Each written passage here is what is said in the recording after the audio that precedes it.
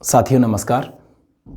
आज एक बार पुनः हम उसी प्रथम श्रेणी व्याख्याता भूगोल के सिलेबस की क्रम श्रृंखला में हम पढ़ रहे हैं ज्वालामुखी को। ज्वालामुखी एक स्वतंत्र इकाई के तौर पर पढ़ पाना बड़ा मुश्किल काम है, क्योंकि हमने बात की थी महत्वपूर्ण तरीके से अभी पिछली क्लास में, वो की थी हमने भूकंप पर।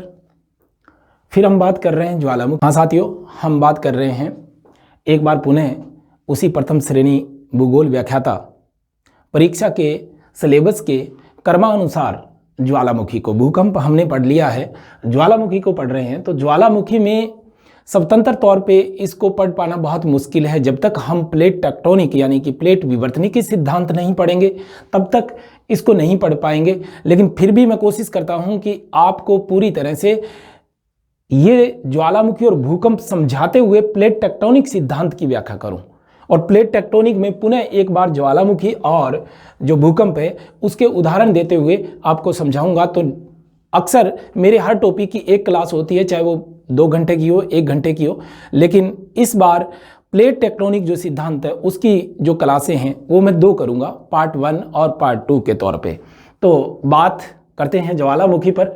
और ज्वालामुखी जो है बहुत ही आसान सी एक प्रक्रिया है, जिसको समझना इतना आसान है कि पूछो मत। ज्वालामुखी सबसे पता चलता है कि आग का मुंह, आग का मुख, यानी कि एक तरह से ज्वालामुखी जो है वोल्केनो, यह पृथ्वी का एक सेफ्टी वॉल्व है। तो दोबारा एक बार थोड़ी सी झलक हम लेके आते हैं, किससे? पृथ्वी की आंतरिक संरचना से। जो पृथ्वी की आंतरिक संरचना मैंने आपको करवाई थी, पृथ्वी की आंतरिक संरचना जो मैंने आपको करवाई थी, उसमें मैंने आपको ये स्पष्ट कर दिया था कि पृथ्वी का जो सियाल है, सियाल के नीचे सीमा है, और सीमा का अधिकांश जो ऊपर वाला भाग है वो एस्टेनोस्फीयर के रूप में, मैग्मा चेंबर के रूप में है, या हम उसको दुर्बलता मंडल कह रहे थे, या मेटल का ऊपरी हिस्सा कह रहे थे, जो एक तरह से लिक्विड फॉर्म में है। और वहीं पर रेडियो एक्टिव पदार्थों की प्रधानता के कारण जो चट्टानें होती है वो अक्सर मेल्ट होती रहती है, पिघलती रहती है। और ये पिघलती हुई चट्टानें जैसे जैसे ताप बढ़ता है वैसे वैसे ये उबलने लगती है। और जब लावा उबलने लगता है तो फिर ये कहीं ना कहीं इतना अधिक तापमान ग्रहण कर लेता है कि उसे बाहर निकलना ही पड़ता है। अगर बाहर नहीं निकला, अगर वो धरातल के अंदर ही उसने ठोकरें मारी तो भूकंप पैदा होता है, वरना अगर कमजोर धरातल मिल गया तो वहां से ये यदा कदा जो है बाहर निकल जाता है। सामान्यतः ऐसा क्यों होता है कि ज्वालामुखी जो है वो कुछ निश्चित स्थानों पर ही पृथ्वी के ऊपर पैदा होते हैं? इसका मुख्य कारण है प्लेटों के बीच में पाए जाने वाले जोड़, यानी कि प्लेटों के किनारों पर इन ज्वालामुखी या विवर्तनिकी की जो घटनाएं होती हैं वो अक्सर घटित होती हैं। तो ज्वालामुखी भी इसी तरह से एक आग का मुंह है जो सामान्यतः प्लेटों के किनारों पर निकलता है। अब बात यह आती है कि ज्वालामुखी जो है वो मुख्यतः 2 प्रकार का लावा होता है। कितने प्रकार का? 2 प्रकार का। एक एसिड लावा और दूसरा होता है क्षारीय लावा। थोड़ा सा इसको अगर आप समझेंगे तो बात समझ में आ जाएगी। एसिड लावा या इसको हम अम्लीय लावा भी कह देते हैं, जो भूकंप में हमने थोड़ा जिक्र किया था और चट्टानों में भी इसका जिक्र मैंने किया था। एक होता है क्षारीय लावा। क्षारीय लावा जो होता है उसको हम सामान्यतः बेसिक लावा कहते हैं। क्या कहते हैं? बेसिक लावा कहते हैं। बेसिक लावा। बेसिक लावा 3 तरह का होता है। कितने तरह का? 3 तरह का होता है। बड़ा आसान काम है। एक होता है फेल्सिक लावा और दूसरा होता है मेफिक लावा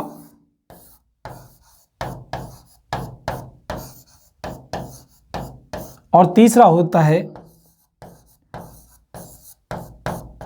अल्ट्रा मेफिक लावा। साथियों थोड़ा सा आराम से समझेंगे तो ये बात पूरी तरह से समझ में आ जाएगी। जो एसिड लावा होता है, अम्लीय लावा होता है, उसमें सिलिका की प्रधानता के कारण ये थोड़ा गाढ़ा होता है और सामान्यतः ये जब भी धरती के ऊपर पैदा होता है तो एक गुंदाकार या एक शंक्वाकार पर्वत का निर्माण करता है।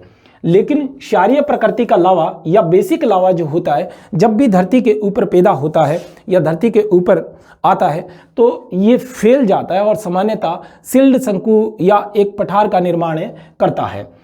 ये अगर हम देखें तो प्रकृति के आधार पर या रासायनिक तत्वों के आधार पर अगर हम इसको देखें क्षारीय प्रवृत्ति के लावे को या बेसिक लावे को, तो बात ये समझ में आ जानी चाहिए आपको कि ये फेल्सिक जो लावा है, फेल्सिक लावा फेरियम प्लस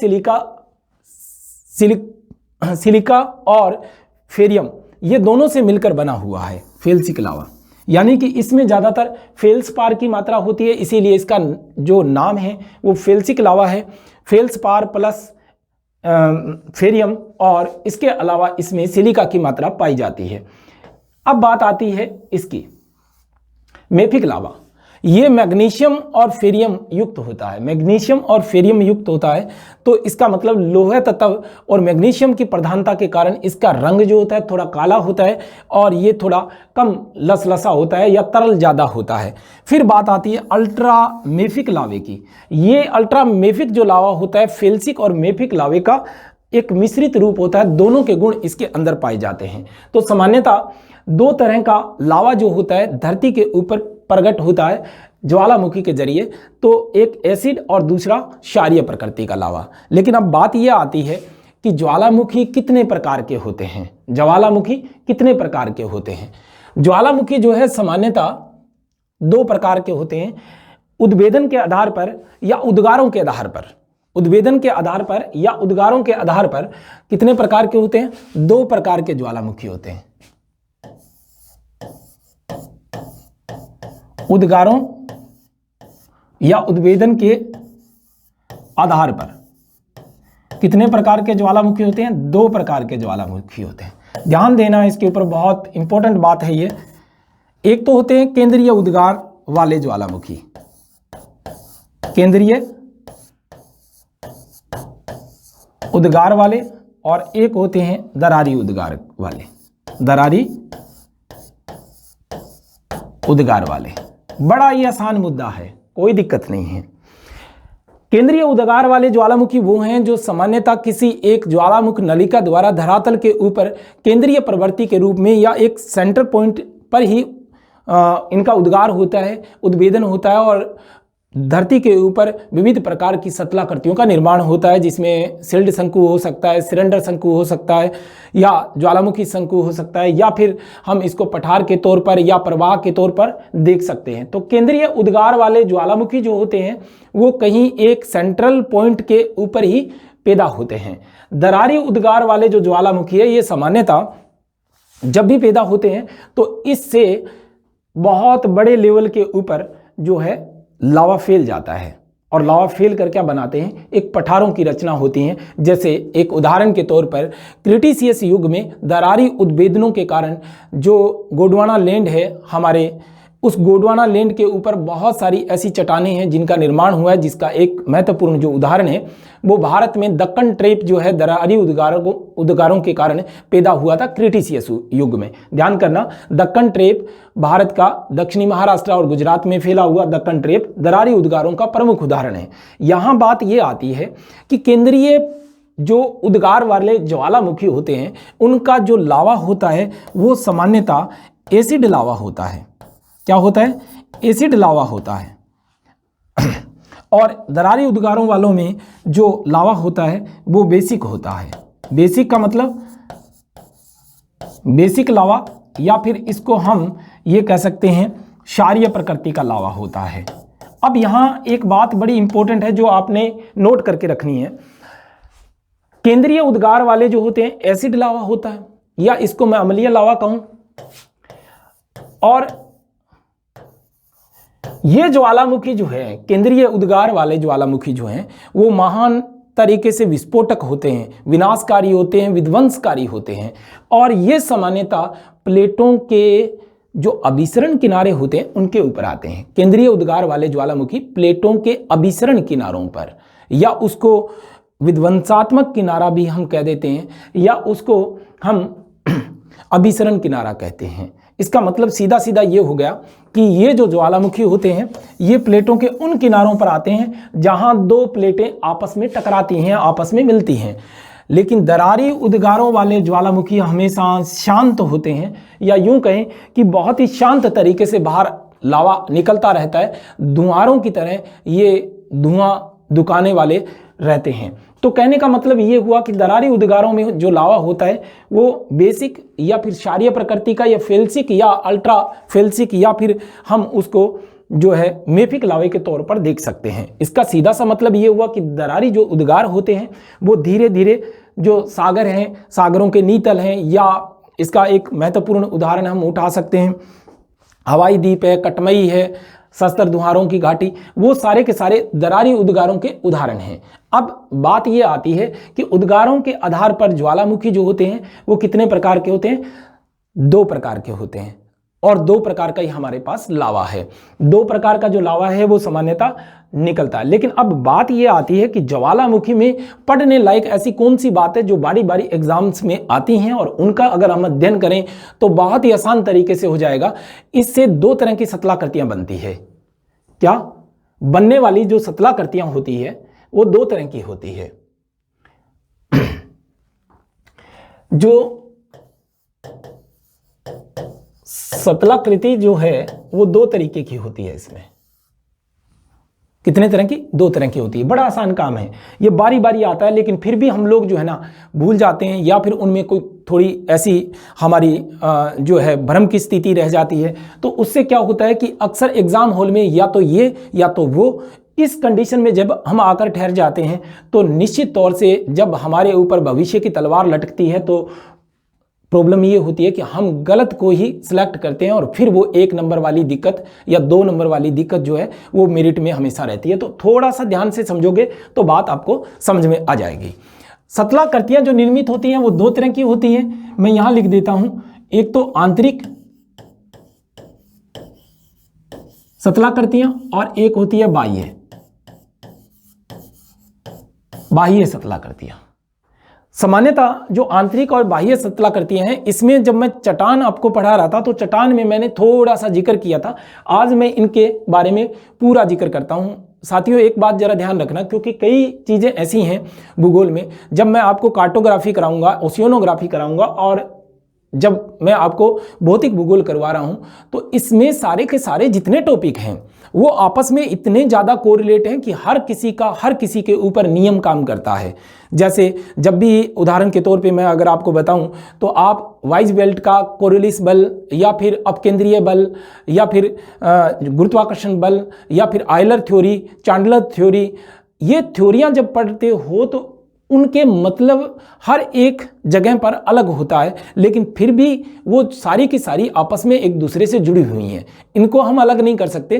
तो जैसे जैसे मैं इस भौतिक भूगोल को कंप्लीट करूंगा, जो मेरी कक्षा होगी, क्लास होगी, वो पूरी की पूरी तरह से मैं इन सभी चीज़ों को जोड़ते हुए आपको करवाऊंगा, ताकि कहीं आपको भूलने की समस्या न रहे।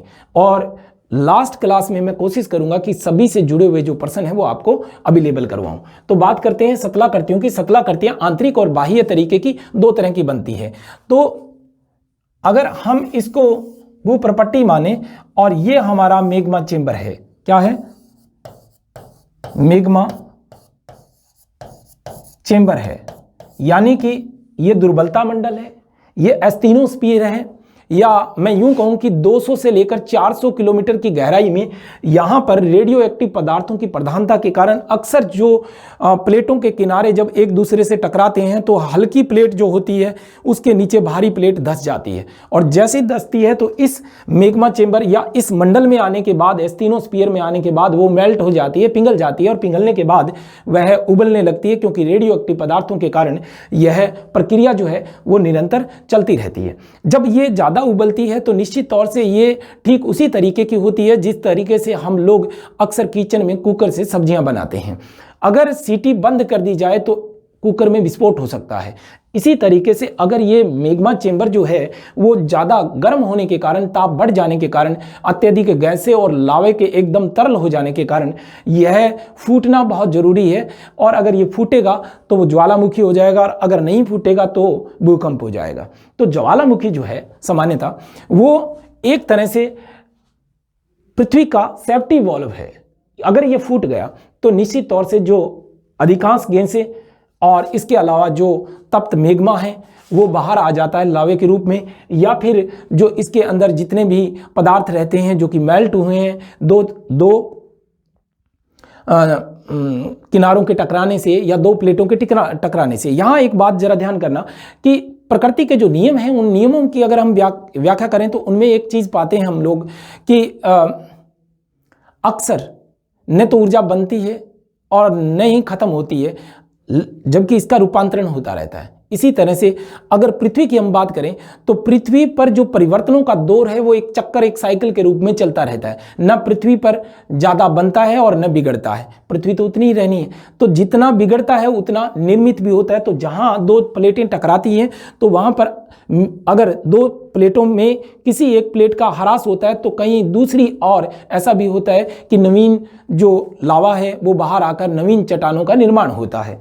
तो यहाँ मैग्मा चेंबर जो है उससे दो तरह की सतलाकृतियाँ बनती हैं, और दोनों तरह की सतलाकृतियाँ थोड़ा ध्यान से पढ़ोगे तो बात है समझ में आ जाएगी। अक्सर ये सामान्यतः मैंने बताया कि प्लेटों के किनारों पर ज्वालामुखी आते हैं। तो एसिड प्रकार का जो लावा होता है वो प्लेटों के विध्वंसात्मक किनारों पर या अभिसरण किनारों पर आते हैं, जबकि जो क्षारीय प्रकृति का लावा होता है वो अपसरण किनारों पर आता है, रचनात्मक किनारों पर आता है। तो अब बात यह है कि अगर ज्वालामुखी ये मैग्मा चेंबर से जब चलता है तो किसी एक मुख्य नलिका द्वारा ये बाहर आता है, इसको कहते हैं ज्वालामुख नलिका। क्या कहते हैं? ज्वालामुख नलिका। ज्वालामुख नलिका, जिससे ये मैग्मा जो होता है वो बाहर आता है। अक्सर ये एसिड प्रकार का हो तो फिर किस तरह की सतलाकृतियां बनेंगी उन पर थोड़ा ध्यान देना। एसिड प्रकार का तो निश्चित तौर से ग्रेनाइट और ग्रेबो प्रकार की जो चट्टानें हैं उनका निर्माण होगा। तो ये एसिड प्रकार का है, पहला उदाहरण मैं दे रहा हूं एसिड प्रकार का, और मैं बाह्य सतलाकृतियां पहले बता रहा हूं आपको। तो यहां पर ये जो लावा अगर एसिड प्रवृत्ति का हुआ तो इस तरह से एक धरातल के ऊपर शंकु जैसी आकृति बन जाएगी। कैसी? शंकु जैसी आकृति बन जाएगी। तो इसको ज्वालामुखी शंकु कहते हैं। क्या कहते हैं? शंकु, ज्वालामुखी शंकु। अगर ये ज्वालामुखी शंकु निर्मित हुआ है तो कई बार क्या होता है कि ज्वालामुखी जो उद्गार होते हैं वो लगातार नहीं होते। एक बार हुआ, कुछ समय के लिए रुक गया, फिर दोबारा उद्गार हुआ, फिर कुछ समय के लिए रुक गया। हो सकता है बीच में 50 साल या हो सकता है 100 साल का गैप हो, 300 साल का भी हो सकता है। तो यहाँ जो ठंडा हो चुका है लावा और ये ज्वालामुख नलिका है, इसके ऊपर एक ढक्कन लग जाता है। क्या लग जाता है? ढक्कन। क्योंकि यहाँ पर जो लावा होता है वो अगर बहुत कठोर तरीके से ढक्कन की तरह लग जाए तो इसे ज्वालामुखी केप कहते हैं, ढक्कन। और ये नलिका भी बहुत हद तक जम जाती है, लेकिन जब दोबारा उद्गार होता है तो ढक्कन को या इस केप को ज्वालामुखी प्रेशर जो है हटा नहीं पाता।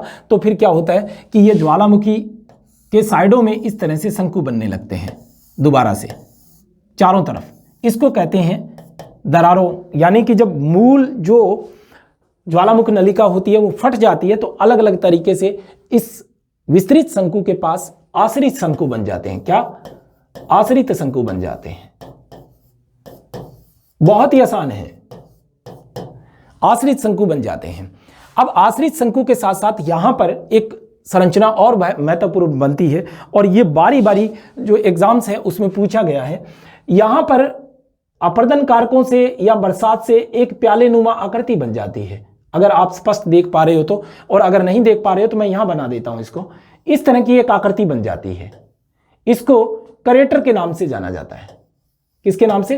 करेटर के नाम से। ध्यान करना, याद रखना इसको, करेटर के नाम से जाना जाता है। ये प्याले नुमा जो आकृति है शंकु के ऊपर, इसको हम करेटर कहते हैं। और अगर इसमें पानी भर जाए, ये झील के रूप में कन्वर्ट हो जाए तो इसको क्या कहते हैं?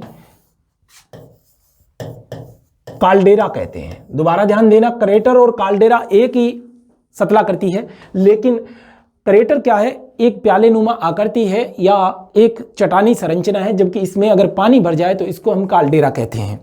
काल्डेरा झील जैसी कंडीशन है। और अगर विश्व का सबसे बड़ा काल्डेरा अगर आप जानना चाहते हो तो वो विक्टोरिया झील के रूप में भी देख सकते हो आप, जो बड़े काल्डेराओं में से एक है। या फिर छोटे छोटे और उदाहरण भी मैं आपको दूंगा। लोनार झील महाराष्ट्र की भी एक काल्डेरा है। तो करेटर के अंदर पानी भर जाना ही काल्डेरा कहलाता है। अब दोबारा ध्यान दें, बाह्य जो जल सतलाकृतियां हैं उनके अंदर ज्वालामुखी से पहले बनता है ज्वालामुखी शंकु। अब शंकु जब एक टाइम निकलने के बाद ये शंकु धीरे धीरे जो है वो कठोर हो जाता है और दोबारा उद्गार होता है तो आश्रित शंकु निर्मित होते हैं। और केप और शंकु, आश्रित शंकु, शंकु और करेटर और काल्डेरा, ये सतलाकृतियां बाहर बनती हैं। या फिर ये तो मैंने कहा कि एसिड प्रकार का जो लावा होता है धरती से जब बाहर आता है तो इस तरह की सतलाकृतियां बनती है। अब एसिड प्रकार के लावे में जैसा कि मैंने बताया है कि ये सिलिकेट समूह से संबंधित है, तो फेल्सपार, क्वार्टर्ज और अबरक जो खनिज होते हैं इसके अंदर होते हैं। लेकिन मुख्यतः इसमें सिलिका की जो प्रधानता के कारण ये लसलसा और गाढ़ा होता है और अक्सर जो है जब ठंडा होता है तो शंकु जैसी आकृति में निर्मित हो जाता है। लेकिन यही लावा अगर बेसिक प्रकार का या जिसको मैं क्षारीय प्रकृति का लावा कहूँ वो होता है तो इस तरह से ये पठार के रूप में फैल जाता है। यानी कि पठारों की जो रचना होती है वो क्षारीय प्रकृति का लावा यानी कि बेसाल्ट प्रकार की चट्टान होती है। ये चट्टान में मैं आपको पढ़ा चुका हूं कि बेसाल्ट प्रकार की जो चट्टान होती है, क्षारीय प्रकृति का लावा जो लसलसा और तरल ज़्यादा होता है और धीरे धीरे ठंडा होता है। ऐसी कंडीशन में लावा दूर तक फैलकर एक चट्टानी संरचना का निर्माण करते हैं जिसको हमें पठार कहते हैं। तो पठारों का जो निर्माण है वो बेसाल्ट की चट्टानों से हुआ है। सामान्यतः इनका रंग जो होता है वो डार्क कलर का होता है क्योंकि इसमें मैग्नीशियम और लोहे की प्रधानता होती है। तो पठारों का निर्माण भी ज्वालामुखी दरारी उद्गारों के कारण होता है। अब बात आती है, ये तो बाह्य आकृतियां हैं, इसमें से कोई आकृति ऐसी नहीं है जो छूट गई है, लेकिन कई बार एक शब्द आता है सिलेंडर शंकु। सिलेंडर शंकु, सिलेंडर शंकु जो होता है वो राख के शंकु होते हैं, राख के ढेर होते हैं। किसके? राख के ढेर होते हैं। और सामान्यतः जैसे भट्टियों के अंदर जब लोहार द्वारा या अन्य शोधनशालाओं के अंदर जो धातुओं का मेला निकलता है उस तरह का ये एक मेला प्रकार का शंकु होता है जिसमें राख की प्रधानता होती है सिलेंडर शंकु में, इसीलिए इसे राख का शंकु भी कह देते हैं या सिलेंडर शंकु कह देते हैं। ये तो हमारी क्या थी, बाहरी सतलाकृतियां थी। एक बार जो है आप इसका स्क्रीनशॉट ले लें।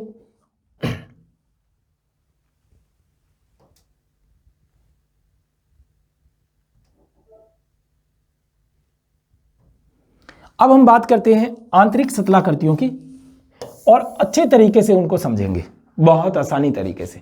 आंतरिक सतलाकृतियां तब निर्मित होती हैं जब लावे को बाहर निकलने के लिए जगह नहीं मिलती है, या फिर सामान्यतः ऐसा भी होता है कि अगर वो बेसिक प्रकार का लावा है, बेसिक प्रकार का जिसमें सिलिका की प्रधानता ज़्यादा है, बेसिक प्रकार की बात कर रहा हूँ मैं, बेसिक प्रकार का लावा है लेकिन वो सिलिका की प्रधानता ज़्यादा है, तो फिर क्या होता है कि ग्रेनाइट या ग्रेबो या फिर सामान्य तौर पे कहूँ तो पिच स्टोन या फिर ऑब्सीडियन चट्टानें जो होती हैं वो अंदर ही, जिसमें सबसे ज़्यादा जो होती है ग्रेनाइट चट्टानें होती हैं या ग्रेबो चट्टानें होती हैं। ये ग्रेबो और ग्रेनाइट चट्टानों के अंदर कुछ स्वरूप बन जाते हैं जिनको मैं चट्टानों में आपको पढ़ा चुका हूँ। सबसे बड़ा आकार अगर नीचे जमा हो जाता है तो इसको हमने बैथोलिथ कहा था। क्या कहा था? बैथोलिथ। वैसे आपकी ये शिकायत रहती है कि सर दिखाई नहीं देता, अब दिख रहा होगा आपको बढ़िया तरीके से। बैथोलिथ, बैथोलिथ यानी कि बैथोस का मतलब गहराई से और लिथ का मतलब चट्टान से है। तो बैथोलिथ एक बहुत बड़े आकार की बिल्कुल मैग्मा चेंबर के ऊपर ठंडी होने वाली सतलाकृति है। इसके बाद इस ज्वालामुख नलिका द्वारा जब भी इस तरह की कोई सतला, अगर ये सतलाकृति छतरी नुमा पैदा हो जाए तो इसको कहते हैं लेकोलिथ। क्या कहते हैं? लेकोलिथ कहते हैं।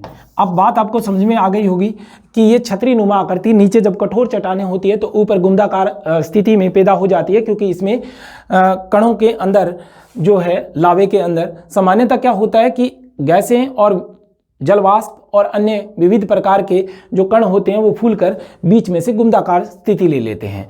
और अगर यही सतलाकृति अंदर ही अंदर तस्तरी के रूप में जमा हो जाए, तस्तरी के रूप में, तो इसको हम क्या कहते हैं? लेपोलिथ। लेपोलिथ कहते हैं।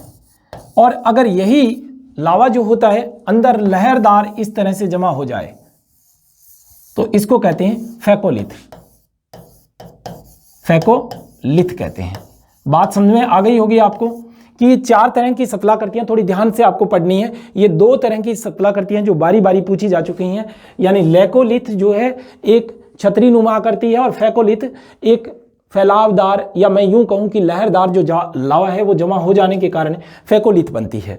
लेकिन कई बार ये लावा धरती के अंदर ही जो ज्वालामुख नलिका है उसमें 90 डिग्री के कोण पे जमा हो जाता है इस तरह से। इसको हम डाइक कहते हैं। क्या कहते हैं? डाइक कहते हैं। डाइक। लेकिन सामान्यतः जब चट्टानें दोनों तरफ कठोर और बीच में दरार हो आंतरिक चट्टानों में तो ये कुछ मीटर तक मोटी जो है, कुछ मीटर तक मोटी एक सीधी परत के रूप में जमा हो जाती है जिसको सील कहते हैं। क्या कहते हैं? सील कहते हैं। और सील का छोटा रूप या सील का कम पतली जो परत होती है, जिसको सामान्यतः ये कहा जा सकता है कि 5 मीटर से कम पतली जो परत होती है उस परत को हम क्या कह देते हैं? इसी तरीके से जमा जो होती है उसको हम कह देते हैं सीट। सीट। ये आंतरिक सतलाकृतियां हैं ज्वालामुखी से बनने वाली। क्या है? आंतरिक सतलाकृतियां हैं। लेपोलिथ, फेकोलिथ और लेपोलिथ और बैथोलिथ, ये आंतरिक और बाह्य सतलाकृतियां हमने पढ़ ली है। अब हम बात ये करते हैं कि ज्वालामुखी जो है वो उद्गार के आधार पर 2 तरीके के थे, एक दरारी उद्गार वाले थे, एक केंद्रीय उद्गार वाले थे। लेकिन अब हम बात करेंगे उनकी सक्रियता के आधार पर। ज्वालामुखियों के प्रकार बड़ा आसान है। सक्रियता के आधार पर अगर हम ज्वालामुखी देखें तो 3 तरीके का हो सकता है, जिसमें एक जो ज्वालामुखी है, वैसे ही मैं आपको बता देता हूं, उदाहरण भी इनके आपको याद रखने और बता भी देता हूं कि प्रश्न कहां से आना आपको। सक्रिय प्रकार के जो ज्वालामुखी है वो हमेशा क्या रहते हैं? सक्रिय रहते हैं। बिल्कुल साल भर वो लावा उद्गार उनमें होता रहता है। तो इस तरह का जो ज्वालामुखी है मुख्यतः वो किलायु है। किलायु है, सुमेरु है, मेरापी है, दुकानो है और माउंट एटना है, स्ट्रैबोली है, काटोपैक्सी, बेरन, मोनोलावा, ओजल्स डी सलाडो और माउंट इरेबस। यहाँ बात अगर हम करें तो बड़ा ही आसान काम है, क्योंकि सक्रिय ज्वालामुखियों को केवल इतना ही नहीं है कि कौन कौन सा किस श्रेणी का है। सामान्यतः जब भी प्रश्न पूछा जाता है तो ये पूछा जाता है कि निम्न में से कौन सा सक्रिय ज्वालामुखी नहीं है। सक्रिय ज्वालामुखी अगर नहीं है तो पहचान पाना बड़ा मुश्किल होता है। थोड़ा सा मैं बता दूं आपको, जो ये ज्वालामुखी है किलायु। किलायु ज्वालामुखी है हवाई द्वीप का। कहाँ का है? हवाई द्वीप का है, जो प्रशांत महासागर के, ये जो प्रशांत महासागर है उसका जो पूर्वी किनारा है उसके ऊपर स्थित है। सुमेरु, मेरापी, दुकानो ये इंडोनेशिया के सक्रिय ज्वालामुखी है। यहाँ एक बात बड़ी ध्यान रखनी होगी आपको कि इंडोनेशिया एक ऐसा द्वीप समूह है जहाँ सबसे ज़्यादा सक्रिय ज्वालामुखी पाए जाते हैं। इंडोनेशिया में सुमेरु, मेरापी, दुकानो जो है इंडोनेशिया के सक्रिय ज्वालामुखी है। माउंट एटना जो है सिसिली यानी कि इटली के अंदर स्थित है। माउंट एटना इटली के अंदर स्थित है, जो एक सक्रिय ज्वालामुखी है। स्ट्रैम्बोली जो है ये लिपारी द्वीप भूमध्य सागर पर है। दोबारा फिर ध्यान देना, लिपारी द्वीप भूमध्य सागर पर है। सबसे ज़्यादा बार सभी जीके के एग्जामों में इसी को पूछा गया है, या सामान्य जितने भी एग्जाम होते हैं उनमें सर्वाधिक फ्रिक्वेंसी जो है बारंबारता रही है स्ट्रैम्बोली की। इसको भूमध्य सागर का प्रकाश स्तंभ या लाइट हाउस के नाम से जाना जाता है, क्योंकि ये हमेशा रात्रि को और दिन में भी आग उगलता रहता है, इसलिए भूमध्य सागर में इसको लाइट हाउस के नाम से जाना जाता है। तो स्ट्रैम्बोली जो है लिपारी द्वीप भूमध्य सागर का है और ये सिसिली द्वीप जो है इटली का है। लेकिन काटोपेक्सी इक्वेडोर का है और बेरन जो है वो भारत का सक्रिय ज्वालामुखी है। बेरन नारकोडम द्वीप है अंडमान निकोबार में, वहां पर स्थित ये बेरन एकमात्र भारत का सक्रिय ज्वालामुखी है। ये हमारे एसएसटी एग्जाम में बहुत बार रिपीट हो चुका है। यहाँ ये जानना जरूरी नहीं है, ज़्यादातर ज्वालामुखी की सतलाकृतियाँ इस लेवल पर नहीं पूछी जाती, लेकिन ये पूछा जाता है कि कहाँ पर कौन सा ज्वालामुखी है। या तो देश पूछ लिया जाता है या फिर उसकी सक्रियता के आधार पर या निष्क्रियता के आधार पर या शांत ज्वालामुखी या प्रसुप्त ज्वालामुखी जो होता है वो पूछ लिया जाता है। मोनोलावा, मोनोलावा जो ज्वालामुखी है वो ध्यान देना यहाँ पर, ज्वालामुखियों में सबसे बड़ा विशाल आकार का ज्वालामुखी है जो हवाई द्वीप पर है। कहाँ पर है? हवाई द्वीप पर है मोनोलावा, जो सबसे विस्तृत ज्वालामुखी है और शील्ड शंकु का बहुत बड़ा उदाहरण है। किसका? शील्ड शंकु का। और है कहां पर? हवाई द्वीप पर है और सबसे बड़ा सक्रिय ज्वालामुखी है ये। ओजल्स डी सलाडो जो है चिली और जो अर्जेंटीना है वहां पर सबसे ऊंचा एक सक्रिय ज्वालामुखी है दक्षिणी अमेरिका में। कहां पर? दक्षिणी अमेरिका में ओजल्स डेल सलाडो जो है। माउंट इरेबस को थोड़ा ध्यान कर लेना भाई, माउंट इरेबस जो है कई बार एग्जाम्स में आया है।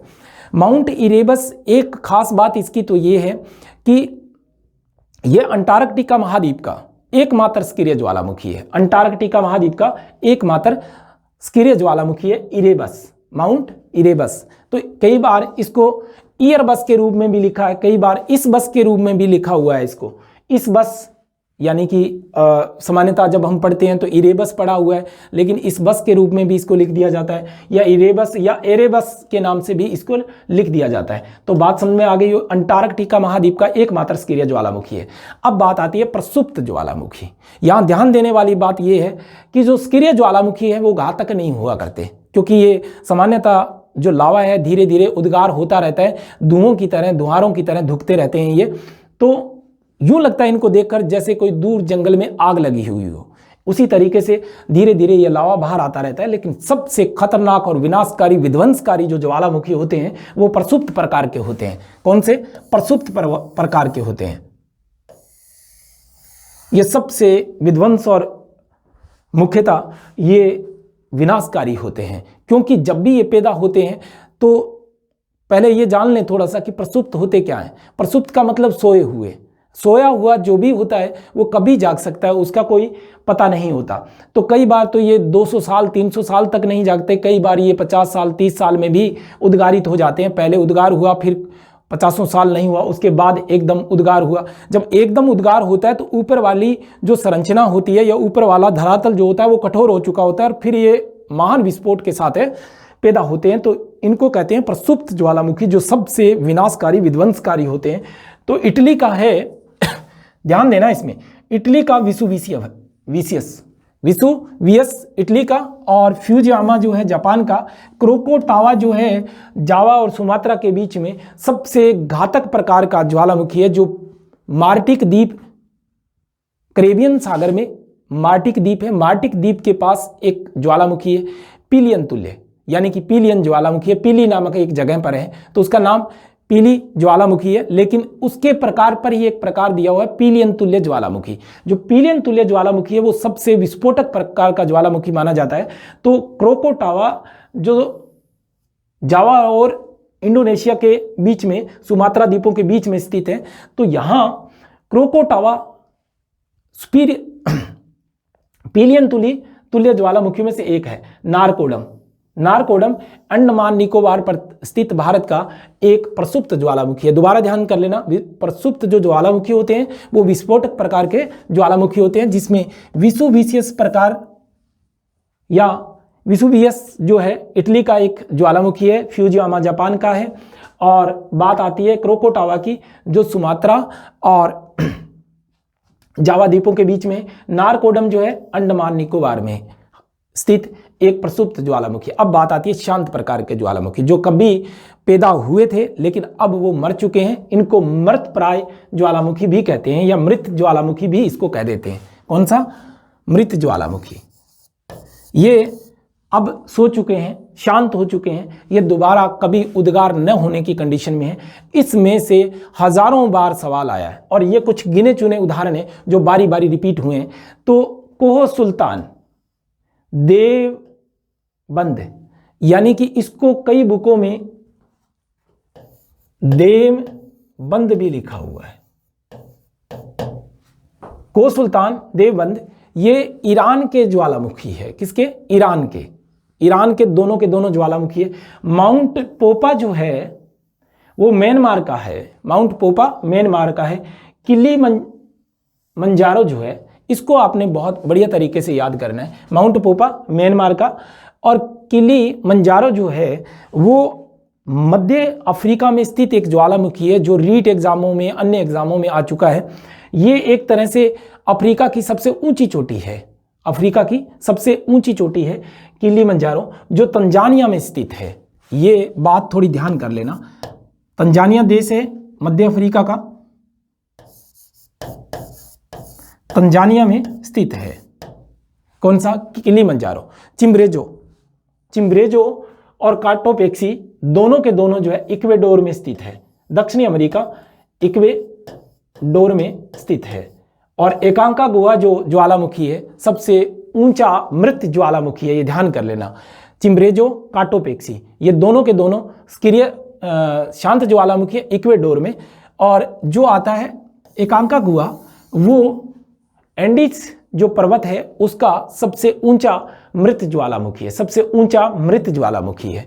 अब यहाँ एक बात ध्यान देना कि मैंने यहाँ कहा है कि ओजल्स डेल सलाडो चिली और अर्जेंटीना की सीमा के ऊपर ये एंडीज पर्वत पर स्थित है। ये दुनिया का सबसे सक्रिय ज्वालामुखी है, ऊंचा सक्रिय ज्वालामुखी है। कौन सा? ओजल्स डेल सलाडो। लेकिन एकांकागुआ जो है वो मर्तप्राय ज्वालामुखियों में सबसे ऊंचा ज्वालामुखी है, जो कि कहाँ स्थित है?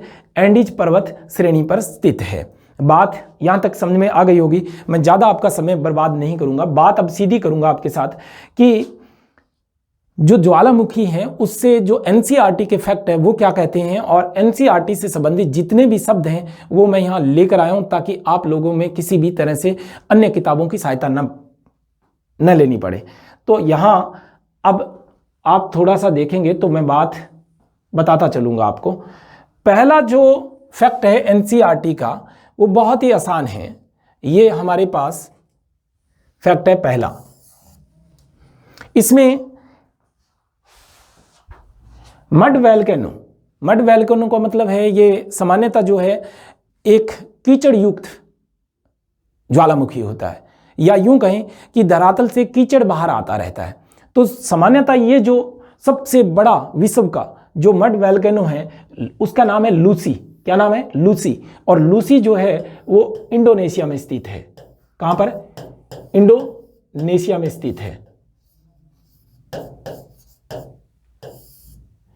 इंडोनेशिया में स्थित है। कौन सा? लूसी मड वॉल्केनो है। लेकिन ये जरूरी नहीं है कि इंडोनेशिया में इस तरह के ज्वालामुखी है, या अमेरिका में, कनाडा में, या जो इटली है उसमें भी इस तरह के मड प्रकार के ज्वालामुखी होते हैं जिससे गाद जो है बाहर आती रहती है। ये एक बहुत ही विचित्र सा दृश्य होता है जिसमें गाद जो है उबलती रहती है, बाहर आती रहती है और धीरे धीरे चलकर फैलती रहती है।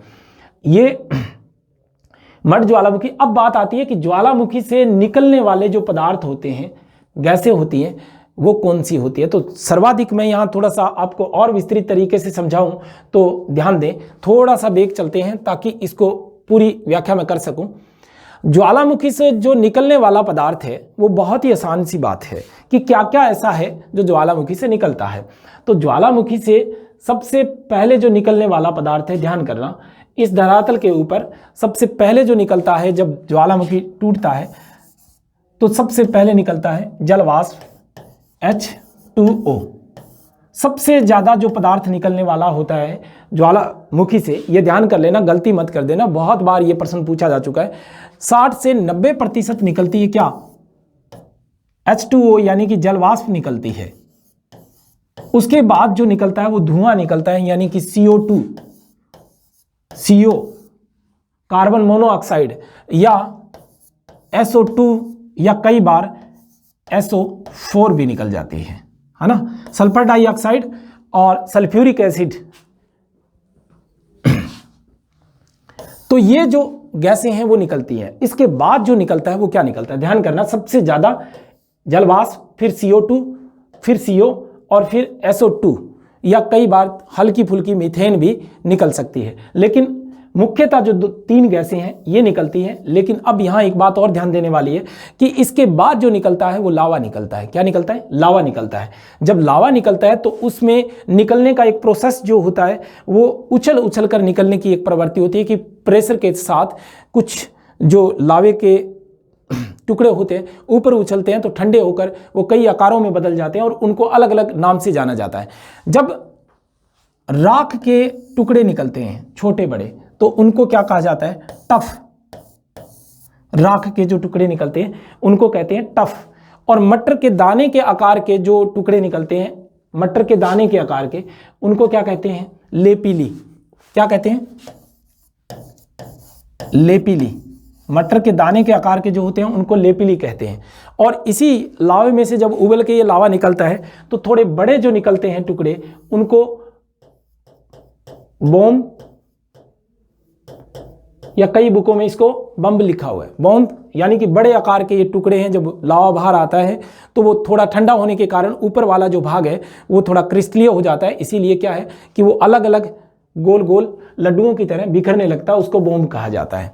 लेकिन यही लावा अगर त्रिकोण आकार के या कठोर टुकड़ों के रूप में बाहर निकले इस तरह से, तो इस लावे को कहते हैं, इस टुकड़े को हम कहते हैं ब्रेसिया। क्या कहते हैं? ब्रेसिया। अब बात समझ में आ गई होगी। ये कुछ शब्द हैं जो आपको याद रखने हैं, क्योंकि मैं आपको फैक्ट करवा रहा था तो उसमें सबसे ज़्यादा जो निकलने वाली गैस है, एक तो आपको H2O ध्यान में रखनी है, जलवाष्प, फिर CO2 या SO2 या CO, है ना। और जो टुकड़े निकलते हैं राख के छोटे छोटे उनको तो टफ कहते हैं, जो मटर के दाने के आकार के हैं उनको लेपिली कहते हैं, जो कोणाकार है उनको ब्रेसिया कहते हैं, और जो बड़े आकार के टुकड़े हैं उनको बम कहते हैं। अब चलते हैं हम वापस वहीं पर, तो बात और ज्यादा समझ में आ जाएगी।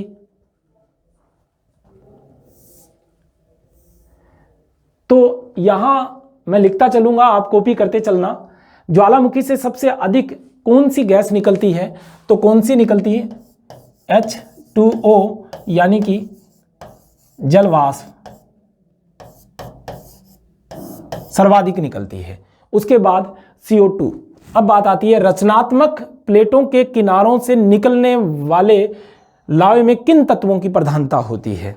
दोबारा ध्यान करना इस बात पे कि मैंने आपको कहा था शुरुआती क्लास में, आप बैक जाके देखोगे तो आपको बात समझ में आ जाएगी कि मैंने आपको कहा था कि जो सामान्यतः केंद्रीय उद्गार वाले ज्वालामुखी होते हैं वो प्लेटों के विध्वंसात्मक किनारों पर या अभिसरण किनारों पर पैदा होते हैं, और ये घातक भी होते हैं, और ये जो लावा होता है वो एसिड प्रकार का होता है। लेकिन रचनात्मक प्लेटों के किनारों पर जो निकलने वाले ज्वालामुखी है वो दुहारों के रूप में धीरे धीरे शांत प्रकार से निकलते रहते हैं। तो उसमें जिस लावे की प्रधानता होती है वो मेफिक प्रकार का होता है, यानी मेफिक, या इसको फेल्सिक लावा कह देते हैं। मेफिक में मैग्नीशियम और लोहे की प्रधानता होती है, फेल्सिक में फेल्सपार और क्वार्टर्स की प्रधानता होती है। तो फेल्सपार और क्वार्टर्स, या फिर हम ये कह दें कि फेल्सिक में सिलिका और फेल्सपार की प्रधानता होती है। तो ये जो लावा है वो सामान्यतः किससे निकलता है? जो रचनात्मक किनारे हैं प्लेटों के, वहां से निकलता है। पृथ्वी का सबसे बड़ा ज्वालामुखी का दर्जा किसे दिया गया है? ये बात मैं पीछे जब करवा रहा था सक्रिय ज्वालामुखी तो उनमें हम बात कर रहे थे कि मोनो लावा कहाँ का है? ये हवाई द्वीप का है। कौन सा? पृथ्वी का सबसे बड़ा जो ज्वालामुखी है वो है मोनो लावा। ये कहाँ का है? हवाई द्वीप का है। हवाई द्वीप प्रशांत महासागर के पूर्वी मध्य भाग में स्थित है, हवाई द्वीप का है। अब बात आती है सौरमंडल का ज्ञात सबसे बड़ा ज्वालामुखी है। यह प्रश्न बहुत इंपॉर्टेंट है जो एक दो बार जीके के तौर पर आईएएस में पूछा जा चुका है। तो सौरमंडल का माउंट ओलंपस, माउंट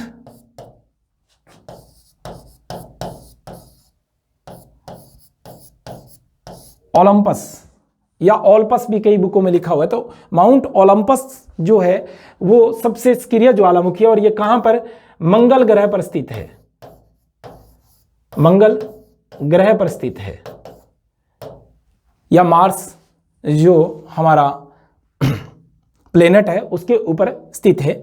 तो माउंट ओलंपस या मंगल ग्रह पर स्थित सौर मंडल का ज्ञात सबसे बड़ा सक्रिय ज्वालामुखी है। अब बात आती है, पर्सन नॉर्मल जब पूछे जाते हैं तो उनके अंदर बहुत सारी चीज़ें ऐसी हैं जो पूछी जाती हैं। तो जब हम कॉन्सेप्ट करवाते हैं किसी भी चीज़ का तो कुछ तथ्य ऐसे होते हैं जो रह जाते हैं, वो यहाँ तथ्य जो हैं वो फैक्ट में रहने की संभावना नहीं है। जैसे येलोस्टोन पार्क कहाँ स्थित है, तो ये यूएसए में स्थित है। कहाँ, यूएसए में, संयुक्त राज्य अमेरिका में स्थित है। येलोस्टोन पार्क की एक खास विशेषता है कि इसमें ओल्ड फेथफुल नाम का एक गैसर पाया जाता है, जिसको हम हमारी नॉर्मल भाषा में गर्म पानी का सोता कह सकते हैं या गीजर कह सकते हैं। यहां पर ओल्ड फेथफुल नाम का एक गैसर पाया जाता है। नाम क्या है, ओल्ड फेथफुल। थोड़ा सा अगर देखोगे ओल्ड फेथफुल, एक बार आरएस में जो प्रश्न पूछा गया उस प्रश्न में ये पूछा गया था कि ओल्ड फेथफुल गैसर जो है वो कितने समय बाद गर्म पानी छोड़ता रहता है, ये फुहारा छोड़ता रहता है गर्म पानी का। तो प्रत्येक जो है 36 मिनट बाद गर्म पानी के फुहारे इसमें चलते रहते हैं। तो प्रत्येक 36 मिनट बाद, ये प्रकृति का एक नायाब अजूबा है। तो इसीलिए इसका नाम जो है ओल्ड फेथफुल रखा गया है, पुराना विश्वासी रखा गया है। इसका मतलब ये 36 मिनट बाद क्या है, हर बार जो है वो गर्म पानी फेंकता रहता है। अब बात आती है महान विनाशकारी क्रोकोटावा ज्वालामुखी कहाँ स्थित है। तो क्रोकोटावा जो है वो सुमात्रा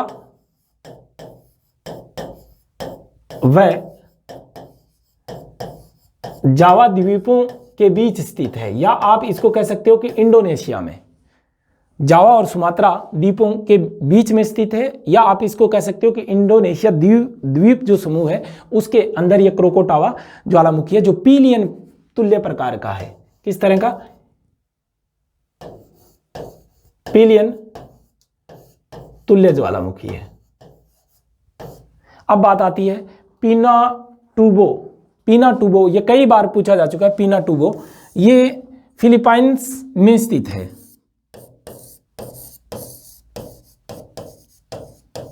कहां पर, फिलीपाइंस में स्थित है। बात आती है हॉटस्पॉट या गर्म स्थल संकल्पना के प्रतिपादक कौन थे। यह प्रश्न बारी बारी आया है, लेकिन यहां ध्यान कर लेना, हॉटस्पॉट जो क्षेत्र है ये जब गर्म तप्त स्थल की बात आती है तो ये दो तरीके से अप्लाई होता है। अगर ये हम पढ़ रहे हैं पर्यावरण भूगोल में तो इसके लिए जैव भविता स्थल के रूप में व्याख्या होती है, लेकिन अगर हम ज्वालामुखी में इसको पढ़ रहे हैं, भौतिक भूगोल में इसको, जियोमॉर्फोलॉजी में इसको पढ़ रहे हैं, तो फिर क्या होता है कि हॉटस्पॉट या गर्म स्थल की संकल्पना उन क्षेत्रों के लिए ली जाती है जो धरातल के नीचे अत्यधिक रेडियो एक्टिव पदार्थों के जमा होने के कारण वहां पर हमेशा ताप बढ़ता रहता है और धीरे धीरे जो लावा है वो बाहर आता रहता है। हॉटस्पॉट का मतलब, जैसे उदाहरण के तौर पर अगर मैं कहूं तो हवाई द्वीप जो है वो हॉटस्पॉट केंद्र है। इसकी संकल्पना जो दी थी वो टूजो विल्सन व मॉर्गन ने दी थी, या मॉर्गन ने दी थी। बात समझ में आ गई होगी। कनेडियन विद्वान था टूजो विल्सन, और मॉर्गन ने ये हॉटस्पॉट गर्म तप्त स्थल की जो अवधारणा है उसके प्रतिपादक थे। ये बात थोड़ी इंपॉर्टेंट है, थोड़ा ध्यान कर लेना इस पे। किस महाद्वीप पर एक भी ज्वालामुखी नहीं है। ये प्रश्न भी एसएससी एग्जाम और आरएस और जीके के एग्जामों में बहुत बार पूछा जा चुका है। किस महाद्वीप पर एक भी ज्वालामुखी नहीं है, तो वो ऑस्ट्रेलिया है। कौन सा है, ऑस्ट्रेलिया है। ध्यान करना भाई थोड़ा सा, क्योंकि इंडोनेशिया में सर्वाधिक ज्वालामुखी है, जबकि उसके ठीक नीचे एक ऐसा महाद्वीप ऑस्ट्रेलिया या द्वीपीय महाद्वीप या एक प्यासी भूमि का देश, कंगारुओं की धरती के रूप में इसको हम जब जानते हैं, तो ये जो ऑस्ट्रेलिया, इसमें एक भी सक्रिय ज्वालामुखी नहीं है या एक भी प्रकार का ज्वालामुखी नहीं है। अब बात आती है कि अग्निवल्य की संज्ञा न जाने कितनी बार जीके के एग्जामों में आया, रिंग ऑफ फायर के नाम से। यह अग्निवल्य की जो संज्ञा है वो दी गई है प्रशांत महासागर जो है हमारा, कौन सा, पैसिफिक ओशियन जो है, प्रशांत महासागर, उसके दोनों तटों के चारों ओर जो फैला हुआ एक रिंग है, यानी कि प्रशांत महासागर के तटों पर सारे के सारे जो किनारे हैं वो विनाशात्मक किनारे हैं, या जिनको अभिसरण किनारे कहें, विध्वंसात्मक किनारे कहें। तो इन विनाशात्मक या विध्वंसात्मक जो किनारे होते हैं, इन किनारों पर जो ज्वालामुखी पैदा होते हैं, उन ज्वालामुखियों के कारण इसको रिंग ऑफ फायर, अग्निवल्य के तौर पर जाना जाता है। किसमें? प्रशांत महासागर में। केंद्रीय उद्गार वाले ज्वालामुखियों में सर्वाधिक विनाशकारी, विस्फोटक और भयंकर होता है। अब देखो, मैंने आपको बताया था कि जो घातक होता है वो केंद्रीय उद्गार वाला ही होता है, चाहे वो पिलियन तुल्य है या विसुवियस तुल्य है या हवाई तुल्य है या फिर पिलिनियन तुल्य है या पिलनी तुल्य है। इस तरह के जो जितने भी ज्वालामुखी है केंद्रीय उद्गार वाले, वो सारे के सारे विनाशकारी है। अब सर्वाधिक विनाशकारी जो होता है, ये प्रश्न कई फर्स्ट ग्रेड के कई एग्जामों में रिपीट हुआ है, तो ये आएगा पिलियन तुल्य।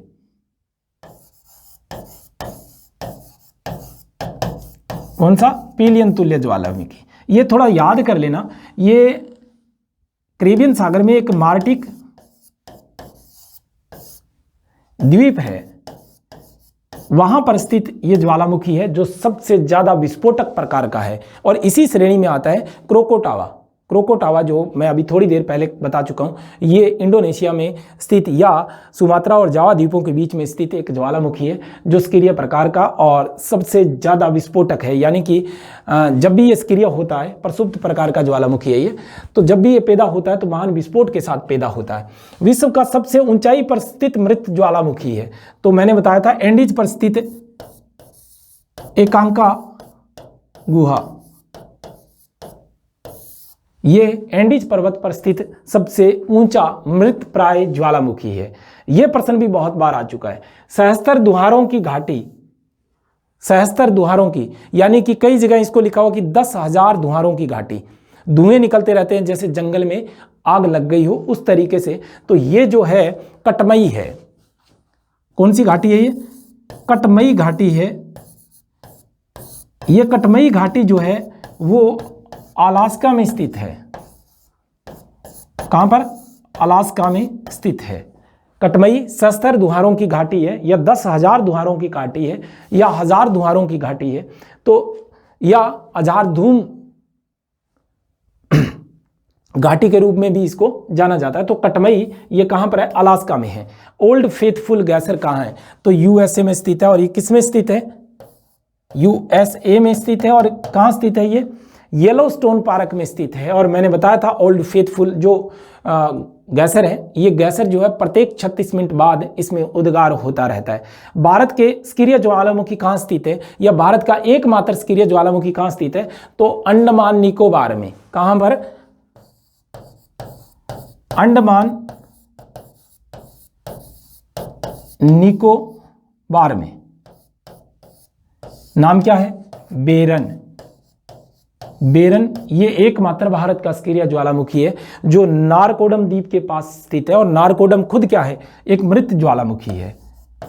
नारकोडम द्वीप के पास है, और नारकोडम जो द्वीप है वो खुद एक मृत प्राय ज्वालामुखी है। तो भारत का एकमात्र जो हम अगर कहें दक्षिणी भारत में, तो वो नारकोडम क्या है?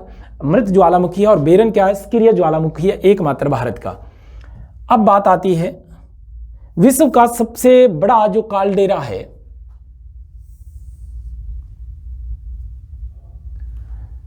काल्डेरा या सुपर काल्डेरा की संज्ञा जिसको दी गई है। काल्डेरा आपको समझ में आ गई होगी बात की काल्डेरा के बारे में। जब मैंने आपको बताया था, वो क्रेटर के अंदर जल भर जाने के बाद उसको हम काल्डेरा कहते हैं। तो काल्डेरा, एक बात यहां थोड़ी और ध्यान करना कि कई बार एक शब्द और आता है, कार्डिलेरा।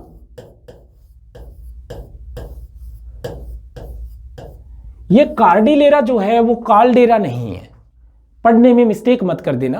कार्डिलेरा क्या है कि एक विविध युगों में पैदा हुए पर्वतों का एक समूह है।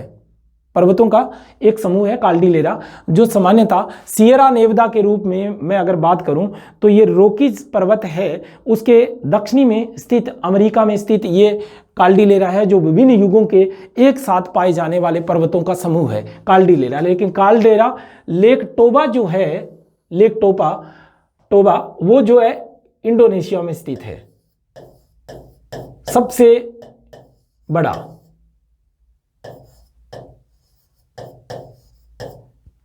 इंडोनेशिया में स्थित है। क्या? सुपर काल्डेरा या सबसे बड़ा काल्डेरा, नाम है लेक टोबा। लेक टोबा या लेक टोवा, टोवा भी कई बुकों में लिखा हुआ है, तो लेक टोवा या लेक टोबा जो है वो इंडोनेशिया में स्थित सबसे बड़ा काल्डेरा है। और अगर हम बात करें ज्वालामुखी करेटर के रूप में अगर हम देखें तो विक्टोरिया झील भी एक इसी तरह का उदाहरण है अफ्रीका में, जो अफ्रीका की सबसे बड़ी झीलों में शुमार होती है। अब बात आती है भूमध्य सागर का लाइट हाउस। ये तो हम बात कर चुके हैं, लिपारी द्वीप पर स्थित स्ट्रैबोली नाम का, कौन सा?